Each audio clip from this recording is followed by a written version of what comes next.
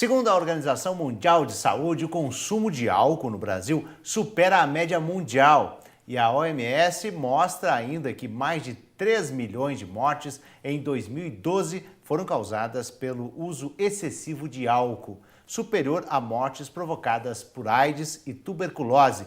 Por entender que a informação e o conhecimento são fundamentais para enfrentar o problema, nós convidamos o neuropsicólogo Ademário Brito, que está com a gente, mestrando em Ciência e Tecnologia e Saúde. Bom dia, Ademário. Bom dia. Seja bem-vindo. Agora, vamos começar definindo o que é alcoolista.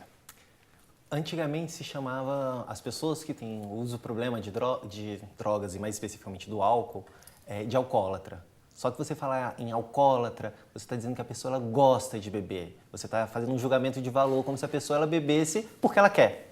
E não é verdade. Quando a pessoa tem um processo de dependência, a pessoa está com um problema de saúde. Então a gente precisa entender que ela não é porque ela quer, não é por falta de força de vontade. Por isso mudaram o nome. Em vez de se chamar de alcoólatra, hoje a gente fala em alcoolista. Agora, e quando uma pessoa pode ser considerada então um alcoolista?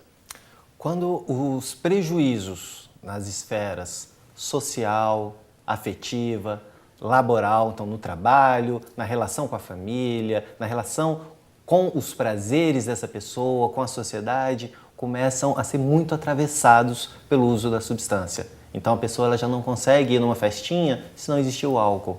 A pessoa ela já não consegue acordar e não tomar aquela primeira dose porque senão ela fica tremendo. A pessoa ela não consegue passar um dia sem consumir ou tem dificuldade, sente falta. Até consegue, mas sente muita falta. A pessoa às vezes já tentou várias vezes parar de usar ou reduzir e não conseguiu sozinha. A pessoa cada vez mais passa mais tempo envolvida ou com estar bebendo ou com estar se recuperando da ressaca. Quando a gente tem esse conjunto de fatores envolvidos, a gente pode entender que essa pessoa muito provavelmente já está num processo de dependência. E é um momento extremamente importante dela buscar ajuda. Agora, doutor, quais os motivos que levam então uma pessoa a tornar-se um usuário de álcool? A gente tem que entender que o álcool é uma droga, como quaisquer outras.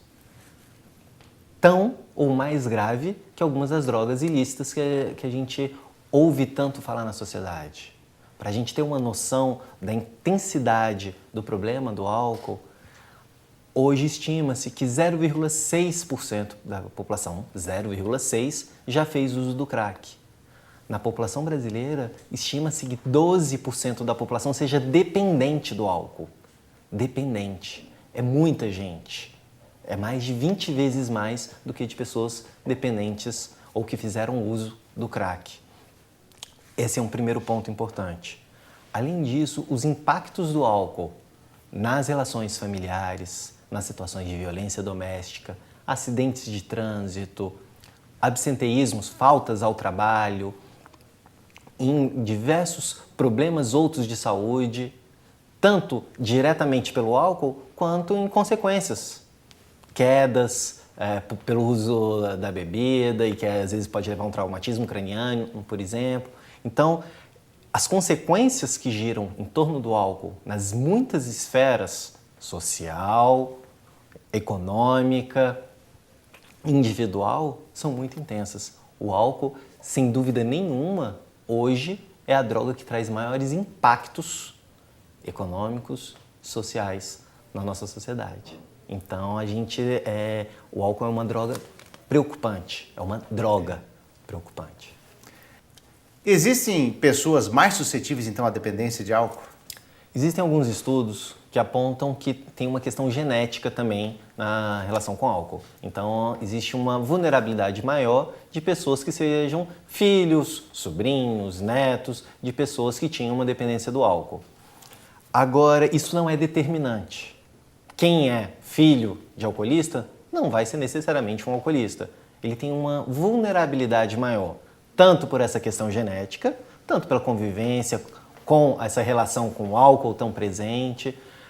Mais importante do que a gente saber se existe ou não essa vulnerabilidade é a gente saber que ela sozinha, ela não representa necessariamente que essa pessoa vai ter um problema. A pessoa ela não está fadada, não é um destino dela se tornar um alcoolista.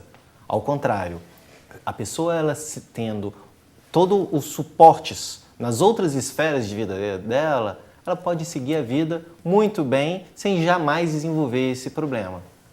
Então, quando a gente pensa em vulnerabilidade, a gente tem que entender que uma série de fatores estão envolvidos na dependência.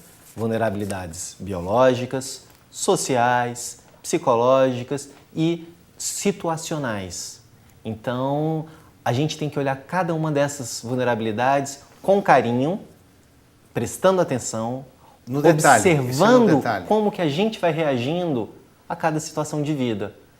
A melhor forma da gente saber como que a gente está e quanto que a gente está ou não vulnerável a algo, a gente prestar atenção na gente e no outro com quem a gente se importa. Porque aí a gente vai dosando o como que a relação da pessoa, no caso com álcool, por exemplo, vai se desenvolvendo. Se a pessoa, para enfrentar uma tristeza, ela começa a beber muito, isso é um mau sinal.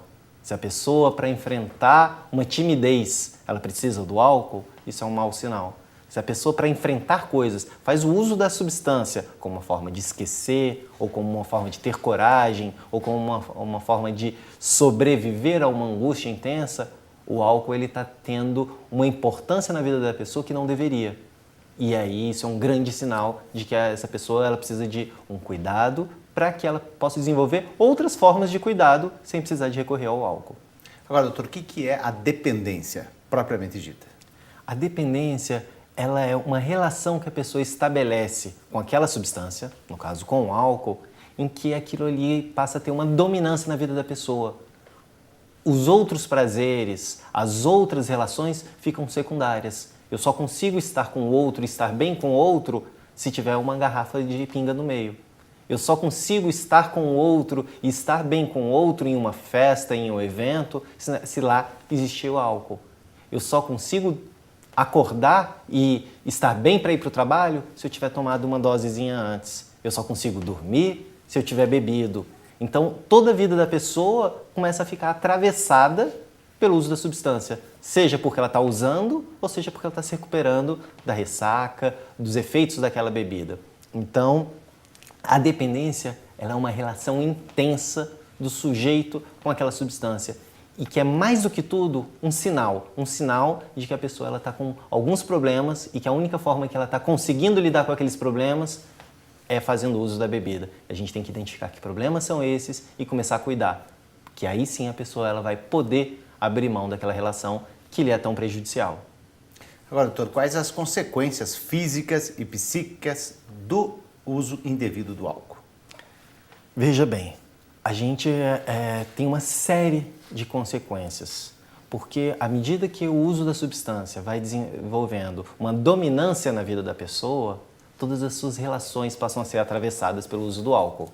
E isso prejudica as relações. A pessoa, ela, quando não está em uso, ela, além de sentir falta da bebida, ela também desenvolve alguns sintomas depressivos.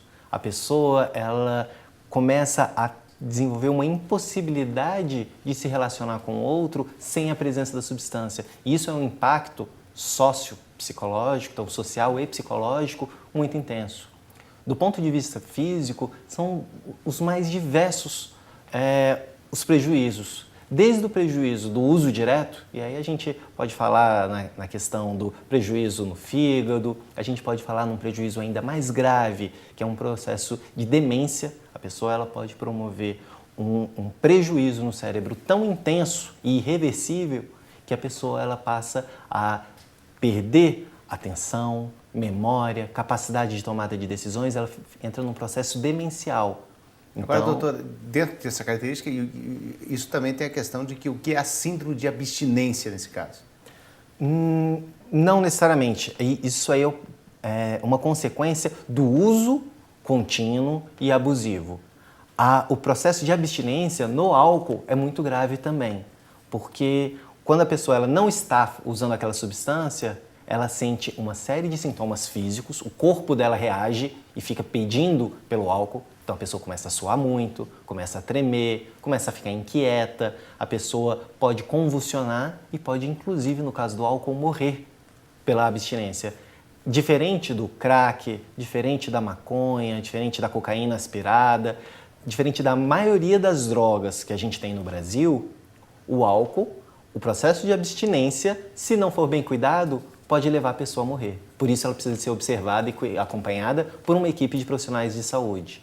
O álcool é uma das drogas mais prejudiciais, tanto pelo uso quanto pela abstinência. Pela falta. Agora, o uso abusivo de álcool no Brasil é considerado um problema, ele é realmente considerado um problema de saúde pública hoje? Sem dúvida nenhuma. Veja bem, a gente está falando de uma droga que é usada por grande parte da nossa população. A gente está falando de uma droga que, quando as pessoas vão se reunir, em geral ela está presente. Dificilmente um amigo olha para o outro e diz: e aí, vamos tomar um suco? Não, ele diz: e aí, vamos tomar uma? Então, as relações são todas atravessadas pela presença do álcool. Se a pessoa ela tem um problema com aquela relação, é muito difícil ela ficar fora da rede onde o álcool está presente. Ele vai para a festa da família, tem o álcool lá. Ele vai para um jantar da ceia de Natal, tem o álcool presente lá. Em todos os ambientes, aquela substância que para aquela pessoa é prejudicial, se faz presente. Além disso, as consequências no trânsito são as já vistas. Quantos acidentes existem todos os dias por causa do uso do álcool? Acidentes no trabalho, quantas pessoas já se machucaram no trabalho por causa do uso de álcool? Quantas situações de brigas em casa, de violência, de alguém que bate no filho, bate na esposa, se coloca em situações de briga na rua por causa do uso do álcool.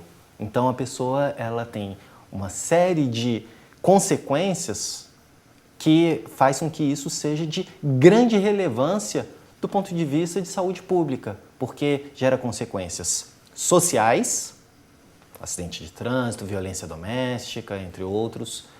Para a saúde diretamente, então, novamente, um acidente de trânsito, as pessoas vão para onde? É no hospital.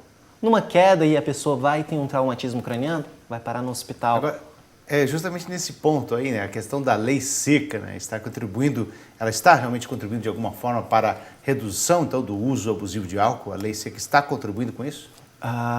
Não existem estudos conclusivos se ajuda a reduzir o consumo. Em geral, acredita-se que não reduz o consumo, mas reduz uma relação entre o consumo e o ato de dirigir. Então, as pessoas elas não necessariamente estão bebendo menos por causa da lei seca, mas está diminuindo o número de pessoas que bebe e se coloca numa situação de conduzir um automóvel. E aí gerar consequências como os acidentes, mortes e tantos ferimentos que a gente vê. Agora, doutor, e tem tratamento no SUS? Sem dúvida nenhuma. O álcool deve ser entendido como uma droga. Uma vez que a gente entende ele como uma droga, o melhor lugar para o cuidado com essas pessoas é nos centros de atenção psicossocial voltados ao tratamento de álcool e outras drogas, os CAPS-AD. O Ministério da Saúde criou toda uma política em que esses espaços, os CAPS-AD, estão sendo criados por todo o Brasil e eles são lugares de excelência para oferecer o cuidado com essa pessoa para que ela possa desenvolver uma outra relação com a vida e mudar, inclusive, a relação com o álcool. Olha, doutor, quais os tratamentos, então, as possibilidades de tratamento? O que leva um sujeito a consumir o álcool de uma forma abusiva e ou dependente são muitos. Então, a partir do momento que a gente entende que o que leva cada sujeito a desenvolver uma dependência é único, a gente passa a entender que o tratamento para o João é diferente do tratamento para o Miguel, que é diferente do tratamento para a Maria.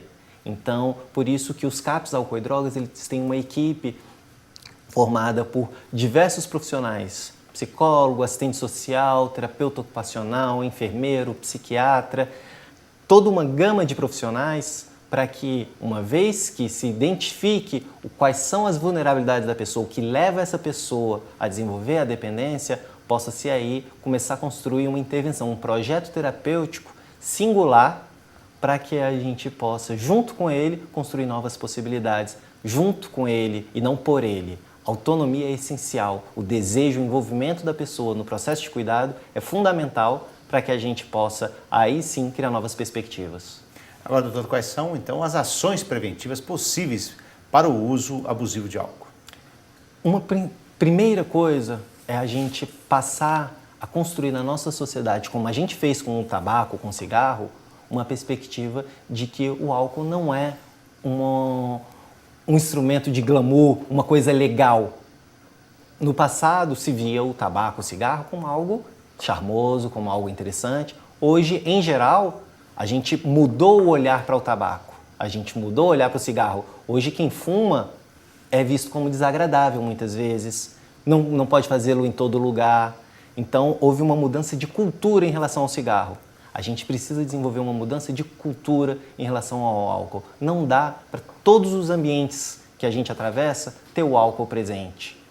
Em festa de criança, o álcool presente, em batizado é o álcool presente, em qualquer espaço onde as pessoas se reúnem, o álcool está presente. Então a gente precisa, mais que tudo, mudar o olhar da nossa população sobre a figura da bebida.